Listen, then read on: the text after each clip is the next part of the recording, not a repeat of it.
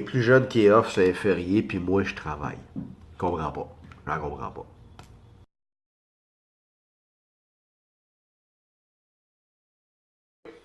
Dans la convention collective, il y a des particularités qui font en sorte que, quand c'est négocié et c'est décidé, l'employeur veut se garder une certaine assurance de gens qui vont être au travail avec un certain nombre de compétences. Ça fait partie de ces demandes d'employeurs. Nous autres, en tant que syndicat, nous autres, ce qu'on demande, c'est que le plus de gens possible puissent être en congé le jour de férié. Donc, on est dans la négociation. La négociation qui a porté, amené à l'article des congés fériés.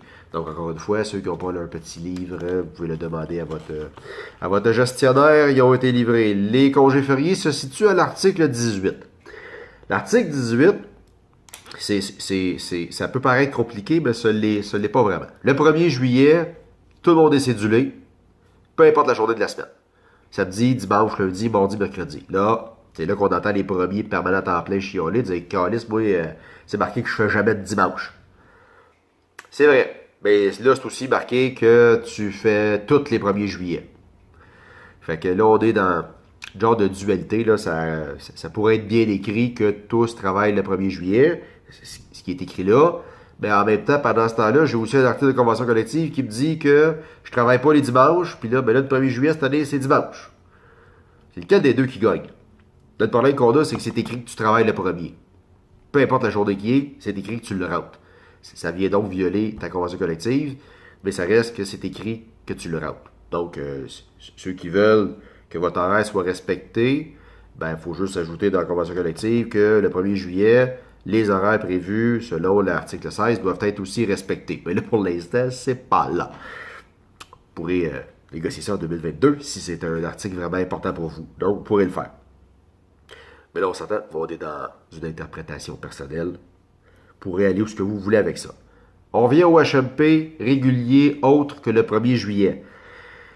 La réponse, c'est simple, c'est 43% des permanents temps plein peuvent être privés au travail cette journée-là. Donc, l'employeur peut prendre 43% des permanents temps plein et les mettre sur la charge de travail. Et les autres, elle est obligée de les laisser en congé, donc en journée fériée. À la création de l'horaire, l'employeur prévoit 43%, mais il peut en mettre moins, là. Il n'est pas obligé, s'il sait qu'il n'y aura pas de charge de travail, il n'est pas obligé d'aller atteindre le 43%. Les 43% ont été cédulés. Là, on comprend que les 43% cédulés, on part du plus jeune, donc le classe 5. Donc, le plus jeune classe 5, là, je peux te confirmer qu'à chaque journée fériée, tu peux prendre pour acquis que tu vas être cédulé. À moins que tu sois en vacances. Mais de base, forte chance que tu sois au travail parce que tu es le plus jeune permanent de classe 5. Là, tu dis, oui, mais là, le plus jeune permanent auxiliaire ne travaille pas, lui. Je le sais. Mais là, de manière c'est écrit, c'est pas comme ça que c'est écrit. Ce que c'est écrit, c'est que les temps pleins vont être privés au travail en premier. L'employeur n'est pas obligé, mais ils peuvent. Maintenant, l'employeur crée la cédule, crée l'horaire et prévoit 43% des temps pleins au travail.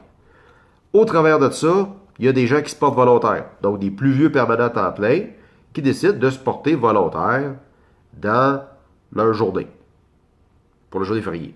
Habituellement, ce qu'ils font, c'est qu'ils prennent les volontaires en premier, donc ils vont prévoir 43% de permanents temps plein, incluant les volontaires. Là, on est à la création de l'horaire, là. On n'est pas après, à la création de l'horaire. En cours de route, l'employeur fait de demande, j'ai de la place, ceux qui veulent rentrer, j'aurais besoin d'aide la journée fériée. Là, les permanents et les employés permanents auxiliaires qui ne sont pas privés au travail vont pouvoir se porter volontaires. Et là, vu que c'est une journée avec un avantage monétaire, là, parce qu'il y a une prime, tu es payé à temps et demi lorsque tu rentres cette journée-là, en plus de ta journée fériée, ben, tu y vas par ancienneté. Le plus vieux a le droit, il s'est porté volontaire, donc il est allé dans le système. Horario, vous avez les cases pour vous dire, je suis disponible à rentrer telle journée. Si vous voulez travailler les HMP, asti, allez rentrer vos préférences puis cochez vos cases HMP. Là. Tu veux le rentrer, va flaguer que tu veux rentrer parce que par défaut, vous êtes en congé les plus vieux. Donc, allez le spécifier. Vous avez l'autre option aussi qui est dans votre calendrier d'Horario. Vous avez aussi l'option d'aller mettre du HMP. Donc, si tu dis que tu es disponible pour rentrer puis qu'en même temps que tu dis que tu veux congé, là, je ne sais pas dans quel glitch de système tu vas passer parce que tu demandes d'être off et de travailler en même temps. C'est pile aujourd'hui. Bon. Ça, c'est du cas par cas. Ça arrive des fois, mais on ne l'oublie pas. Donc, tu veux rentrer, va dire que tu veux rentrer. Tu veux pas rentrer, va dans le calendrier Orario, puis va tout de suite réserver du HMP. Si jamais c'est accordé à l'horaire, parfait. Enlève pas tes hosties de crochet, puis enlève pas tes patentes, là. Une fois que t'es mis, t'es laisses là. Tu veux rentrer, tu le laisses. Enlève rien, t'enlèves rien. Maintenant, moi, je suis permanent en plein classe 5. J'ai demandé congé. Puis, la journée du HMP, ils ne font pas rentrer les permanents auxiliaires. Ils ont le droit. Ils ont le droit parce qu'ils peuvent faire rentrer des permanents. Ils vont dire, mais pourquoi ils ne m'ont pas accordé mon congé? Ah, ça c'est une crise de bonne question. Le sachant que j'avais pas besoin des permanents auxiliaires la veille, pourquoi je n'ai pas autorisé plus de congés aux permanents à temps plein? Là, on vient de switcher de branche, on devient dans les comités de relations de travail. Comment rendre les employés heureux dans l'intérieur de la convention collective? Par contre, à la question, est-ce que la convention a été violée? La réponse est non. Mais est-ce que tu es en tabarnak? La réponse c'est oui. Et c'est là qu'il faut switcher. C'est plus une question de grief, une question de plainte. C'est qu'il faut l'acheminer autrement à l'employeur. Puis quand ils font des sondages, quand ils font des focus group, quand ils font des rencontres de demande, quand on parle à la haute direction, on leur dit, regarde, il y a des façons d'être capable d'enlever la frustration tout en respectant la convention collective et en permettant plusieurs flexibilités pour l'employeur. Donc ça existe. Si vous avez des questions, délégué syndical, plus votre boss. Puis suite à ça, ben, si jamais la convention n'a pas été respectée, vous avez encore droit au grief.